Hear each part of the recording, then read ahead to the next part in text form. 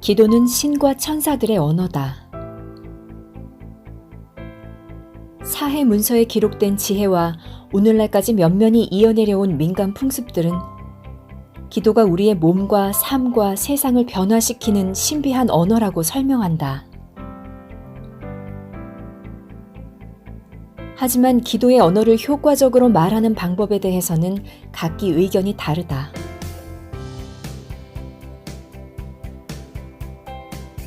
각 시대의 영적인 의식들은 기도란 무엇이며 어떻게 작용하고 어떻게 실생활에 적용할 수 있는가를 저마다 독특한 방식으로 구현해왔다. 결국 기도의 언어는 정해진 규칙이 없는 만큼 옳고 그름을 따질 수도 없다. 기도는 감정이 저절로 우러나올 때 마음속에 존재한다. 내가 티베트에서 만났던 주지스님은 기도는 느낌의 감정이라고 설명하면서 서양에서는 오래전에 잊혀졌지만 시대를 초월한 진리를 다음과 같이 알려주었다.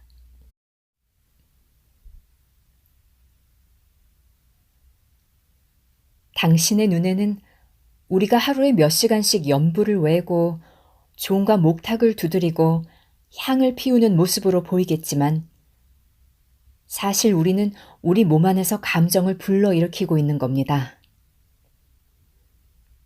느낌의 감정이 곧 기도인 것이지요.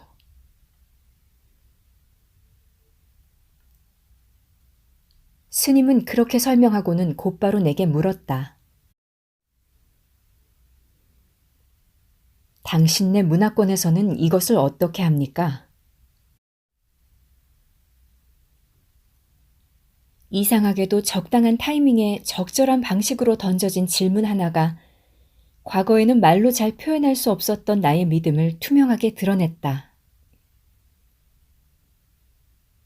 나는 주지스님의 질문에 대답하기 위해 내 마음속 깊은 곳을 들여다보아야 했다. 서양식 기도는 효과를 발휘한다. 그 순간 한 대 얻어맞은 것처럼 초기 그리스도교 성경본이 커다란 충격으로 다가왔다. 감정과 느낌의 지혜를 담은 그 문서가 우리의 전통에서 사라짐으로써 우리는 가장 강력한 효력을 지닌 감정으로 기도하는 능력을 스스로 발굴해야 하는 상황에 처하게 되었다. 1700년이 흐른 오늘날에 와서야 우리가 자신의 느낌을 경시하거나 부정하고 때로는 완전히 무시하는 문화 속에서 살고 있음을 깨닫게 된 것이다. 많이 달라지고는 있지만 특히 남성들은 이러한 성향이 강하다. 이것은 마치 1700년 동안 운영 매뉴얼 없이 의식과 감정의 우주 컴퓨터를 운영한 것이나 마찬가지다. 그 결과 사제들과 권력자들까지도 기도할 때 감정이 미치는 힘을 잊기 시작한 것이다. 언어가 기도라고 믿기 시작하면서 감정의 빈자리를 말이 채워버렸다. 공항이든 쇼핑몰이든 길 가는 사람을 아무나 붙잡고 물어보라. 사람들은 기도가 뭐냐고 묻는 질문에 익숙한 기도 문구를 인용하며 대답할 것이다.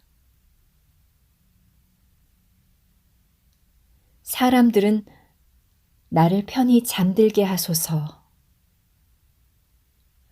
나 하느님은 위대하며 선하시다.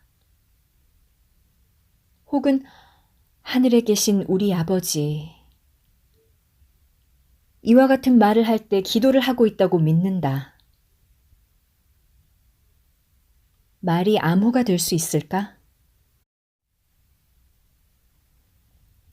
기도 그 자체보다 누군가 오래전에 짜놓아서 오늘날 공식처럼 여겨지는 기도 문구가 우리의 마음속에 기도의 감정을 불러일으킬 수 있을까?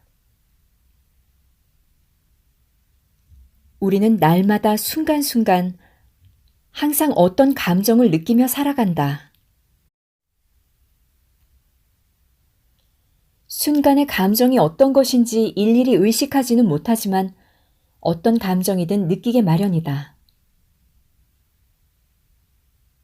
감정이 기도이고 우리가 항상 어떤 감정을 느끼고 있다면 우리는 항상 기도를 하고 있다는 뜻이 된다. 매 순간순간이 기도이다. 인생은 기도이다. 우리는 언제나 창조의 거울에게 메시지를 보내고 있다. 치유, 혹은 질병의 신호, 평화, 혹은 전쟁의 신호, 사랑하는 사람과의 관계를 존중하거나 더럽히는 신호를 보내고 있는 것이다. 우리가 느끼고 기도하는 것이 신의 정신에 의해 우리에게 되돌아오는 것이 바로 인생이다.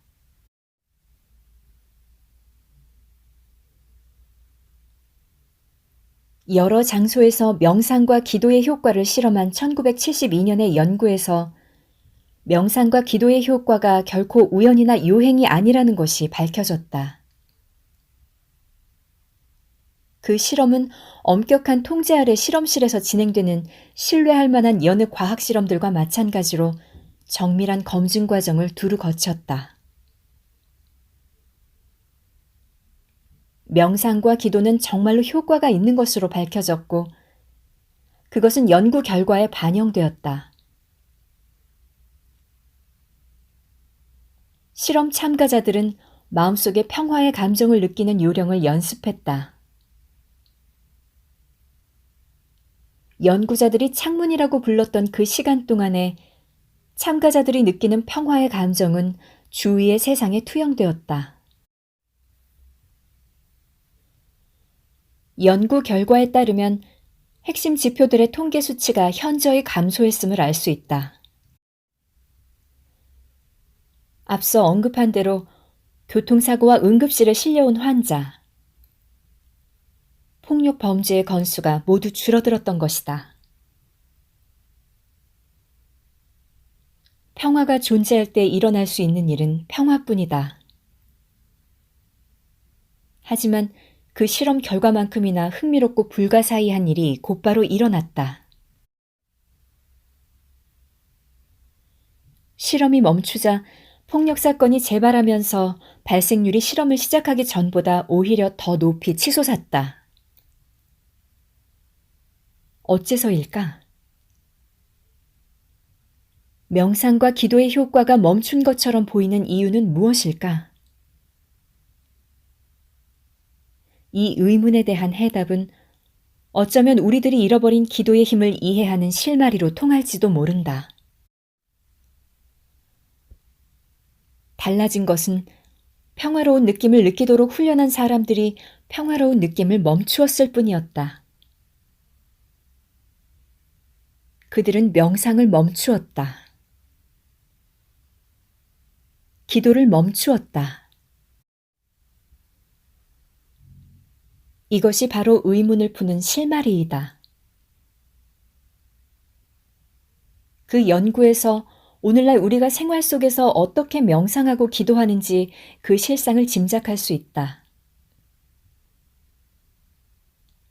평소에 우리는 직장인으로서, 학생으로서, 부모로서 정해진 본분을 지키며 하루를 보낸다.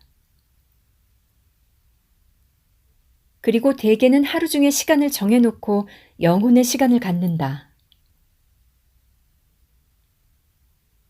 하루 일과가 끝나고 혼자 있을 때나 설거지를 끝내놓고 나서 아이들이 잠들었을 때 혹은 빨래를 하고 나서 기도를 한다.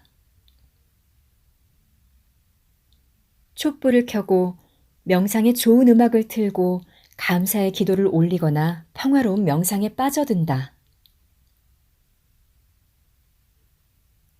그리고 기도나 명상의 행동을 멈추고 기도나 명상을 끝낸다. 그러고는 성소를 떠나서 진짜 세계로 돌아온다. 다소 과장된 소리처럼 들리는가? 우리는 하루 중 정해진 시간에 명상이나 기도라는 행동을 하고 그 행동을 끝마친다는 뜻이다. 기도를 하나의 행동이라고 여긴다면 기도가 멈추었을 때 기도의 효과 또한 멈춘다는 논리가 성립된다. 기도를 마주댄 손바닥을 가슴 앞에 세우고 기도문을 외우는 것으로 여긴다면 기도는 짧은 경험에 지나지 않는다. 하지만 20세기에 발견된 고대 문서들이나 티베트 사원의 주지 스님의 이야기를 생각해보면 기도는 행동 그 이상의 것임을 알 수 있다. 기도는 우리 자신이다. 이런 전통적인 사고방식들은 우리에게 기도 그 자체가 되라고 조언한다. 하루 종일 무릎을 꿇고 옛날부터 전해 내려온 기도문을 외는 것은 불가능할 뿐더러 그럴 필요도 없다. 감정이 기도이다. 우리는 언제나 감정을 느끼고 있다. 어딘가에는 항상 평화가 있기 마련이므로 세상 어딘가에 존재하는 그 평화에 감사하는 마음을 가지면 된다. 자기 자신뿐만 아니라 사랑하는 사람이 치유되었음을 감사할 수도 있다. 언젠가는 나도 내가 사랑하는 사람도 치유되고 회복될 테니 말이다. 기도를 해도 효과가 없는 것처럼 보이는 이유는 기도가 끝나기 때문이다. 기도와 명상을 할 때 마음속에 일어나는 아름답고 거센 힘은 평화의 기운을 이 땅 위에 들이우지만 평화를 붙잡아두는 기도가 멈추면 평화는 증발해버린다. 아마도 이것이 2000년 전에 에세네파가 후대 사람들에게 전달하고 싶었던 메시지일 것이다. 에세네파의 언어인 아람어로 된 고대 문서를 현대어로 해석한 번역본을 보면 기도에 대한 기록이 그토록 모호하게 보이는지 추측할 수 있다.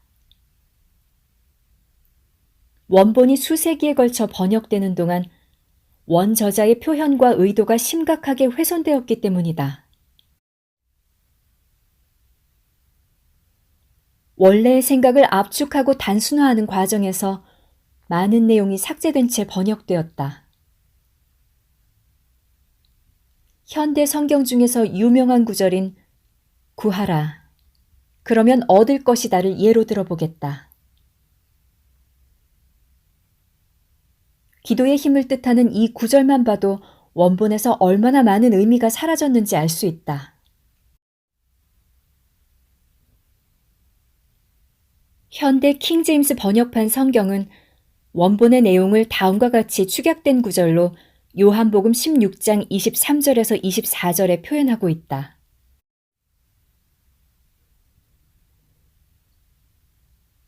너희가 무엇이든지 내 이름으로 아버지께 구하면 너희에게 주시리라. 지금까지 너희는 내 이름으로 아무것도 구하지 아니하였다. 구하라. 그리하면 얻을 것이니 기쁨이 충만하리라.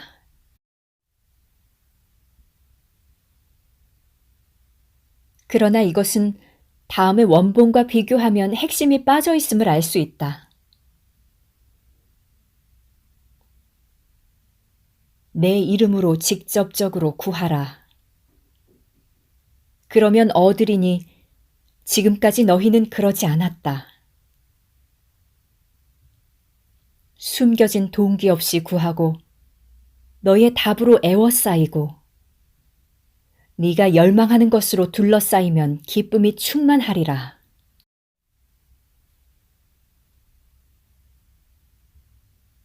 이 말은 기도가 의식이라는 양자의 원리와 통한다. 하루 중 특정한 시간에 하는 행동이라기보다는 마음의 상태에 더 가깝다는 뜻이다. 우리의 답으로 애워싸이고 우리가 열망하는 것으로 둘러싸이라는 구절에서 응답을 받았을 때의 감정을 먼저 진심으로 느껴야만 그것이 현실로 이루어진다는 사실을 알 수 있다. 예수는 이 말씀을 통해 제자들이 그것을 실천하지 않고 있음을 암시한다. 기도가 응답받을 것을 믿는다 하더라도 그저 말로만 이러저러한 일들이 일어나게 해주소서 한다면 그것은 창조주가 이해하는 언어가 아니라는 뜻이다. 예수는 제자들에게 우주를 향해 의미가 담긴 말을 진심으로 말해야 한다는 것을 알려주고 있다. 치유된 삶, 치유된 관계로 둘러싸인 것처럼 평화가 가득한 세상에 살고 있는 것처럼 느낄 때 그 느낌은 모든 가능성의 문을 여는 언어이자 기도가 된다.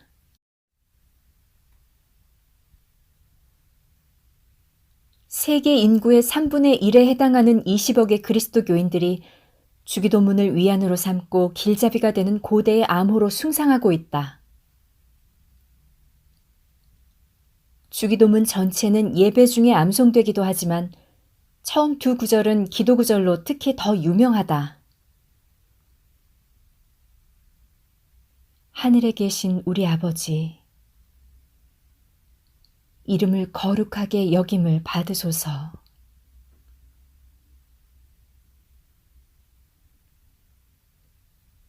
익숙한 구절을 암송만 하기보다는 이렇게 실험을 한번 해보라고 권하고 싶다. 주기도문의 처음 두 구절을 가능하면 소리내어 읽으면서 어떤 감정이 드는지를 느껴보라.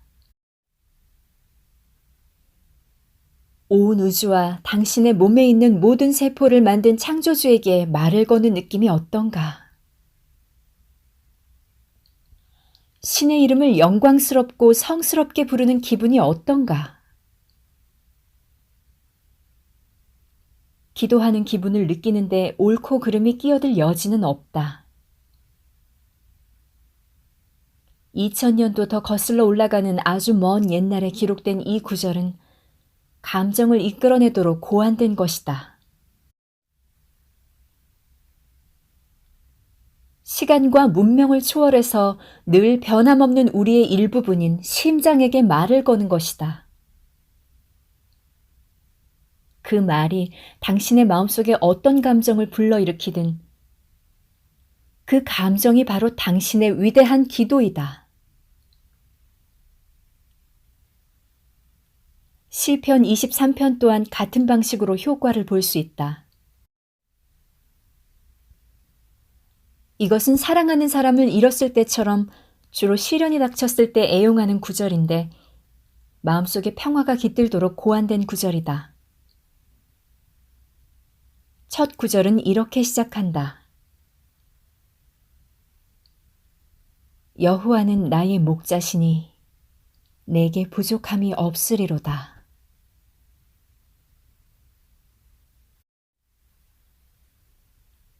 이 구절을 읽고 있노라면 보살핌을 받고 있는 듯한 느낌이 든다.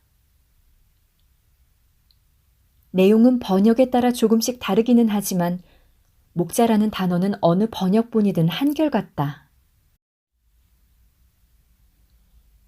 목자라는 단어가 가진 강력한 은유의 힘과 보살핌을 받는 듯한 느낌 때문에 이 단어가 의도적으로 사용된 것이 분명하다. 자, 이제 느낌이, 즉 감정이 기도라는 것임이 확실해졌으리라 믿는다. 이 원칙을 받아들인다면 기도가 응답을 받지 못하고 실패하는 경우는 없을 것이다. 중요한 것은 우리가 현실에서 이루어지기를 바라는 것들 그 자체가 되어야 한다는 점이다. 사랑과 공감, 이해, 보살핌을 바란다면 우리 자신 안에서 그것들을 키워내야만 신의 정신이 그것들을 우리가 맺는 관계 속에서 우리에게 다시 투영할 수 있다. 풍요함을 바란다면 이미 삶 속에 존재하는 풍요함에 대해 감사하는 마음을 가져야 한다. 이것을 깨닫고 아름다움과 축복과 지혜와 상처 안에 숨겨진 힘을 알았다면 이것들을 실생활에서 발현하는 방법에 대해서 생각해 보아야만 한다. 어떤 인생의 시련을 만날지라도 우리는 상처받을 준비가 되었을 때만 상처를 받는다. 즉, 고통을 멈추고 상처를 낫게 하는 감정의 도구들을 모두 갖추었을 때만 시련을 자초하고 극복의 능력을 발휘하는 것이다. 이것이 고통에 대처하는 미묘하지만 강력한 비결이다. 우리는 이러한 사실을 아는 것만으로도 희망을 가질 수 있다. 포기하지 않고 자신의 인생을 새롭게 바라보며 시련을 헤쳐나가는 힘을 얻을 수 있다. 축복은 감정의 윤활유이다. 축복의 과정을 밟을 때는 우선 상처를 다른 것으로 대체할 수 있을 때까지 상처를 보류해야 한다. 용서하기 힘들었던 그 누군가를 축복하는 동안 자신의 상처를 잠시 한켠으로 밀어놓고 다른 것들을 마음속에 받아들여라. 그것은 바로 당신에게 일어난 무의미해 보이는 사건들을 이해하며 당신의 인생을 큰 그림으로 바라보는 능력이 된다. 인생에 일어난 사건에 새로운 의미를 부여하는 과정에서 당신은 아름다움을 발견할 수 있다. 눈에 보이는 것 이면에 있는 균형과 인과응보의 상황을 볼 수 있을 때 비로소 왜 그런 일이 그런 식으로 일어났는지를 깨닫게 된다. 마법이 일어나는 것도 바로 그때이다. 왜 상처를 받았는지 이유를 깨달을 때 터널 끝에서 반짝이는 불빛을 보게 될 것이다. 그제야 가슴을 핥힌 사건들이 다르게 느껴지기 시작하고 상처는 지혜가 된다. 그리고 치유가 시작된다. 고대의 전통에 따르면 우리 주변의 세상은 실생활에서 드러난 우리 자신의 모습 그 이상도 이하도 아니다. 자기 자신과의 관계, 주변 사람들과의 관계, 최종적으로는 신과의 관계에서 느끼는 것이 세상이 되는 것이다. 우리가 마음속으로 느끼는 감정이 바깥 세상으로 표출된다는 것은 과학적으로 증명된 사실이다. 지금까지 한 이야기의 밑바탕에는 기도의 말 자체는 기도가 아니라는 전제가 깔려 있다. 기도의 문구가 아무리 오래되고 시대를 초월해서 숭상을 받는 미사여구라 할지라도 그것은 그저 힘을 방출하기 위한 촉매에 지나지 않는다. 그리고 그 힘은 여러분 자신의 내부에 있다. 당신 자신이 바로 효력을 발생시키는 말이자 언어이다. 컴퓨터에서 암호에 의해 일련의 사건이 일어나는 것처럼 말은 몸 안에서 감정이 일어나도록 만드는 방아쇠와 같다. 하지만 암호나 말은 어떤 의미가 부여되기 전까지는 아무런 힘이 없다. 암호에게는 컴퓨터의 운영체제가 필요하고 말에게는 우리의 감정이 필요한 것과 같은 이치이다. 기도는 사적인 것이다. 감사하는 마음을 불러일으키기 위해 내가 사용하는 말들은 다른 사람에게는 효과가 없을 수도 있다. 이것이 바로 기도가 가지는 함정이다. 따라서 당신에게 맞는 당신만의 기도 문구를 만들어라.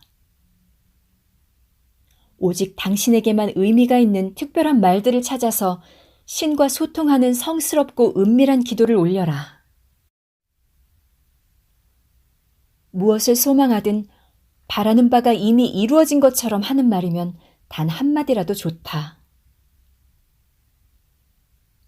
오감을 열고 기도에 힘을 실으며 이미 일어난 것 같은 기분을 느낌으로써 강한 의지를 만드는 것이다.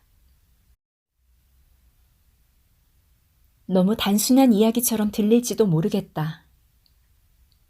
하지만 나는 세상이 이런 식으로 움직인다고 믿는다. 우리가 이루려고 느끼는 것이 창조된다. 기도가 효력을 발휘한다는 믿음 아래 당신만의 기도를 올려보기를 권한다.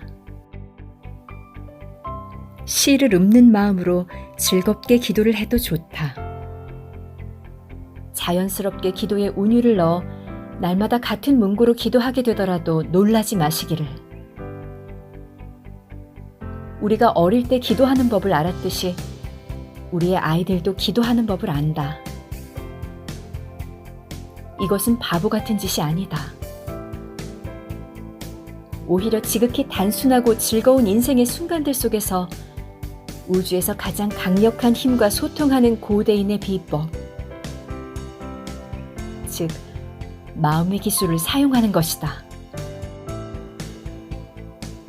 그리고 바로 이것이 잃어버린 기도의 비결이다.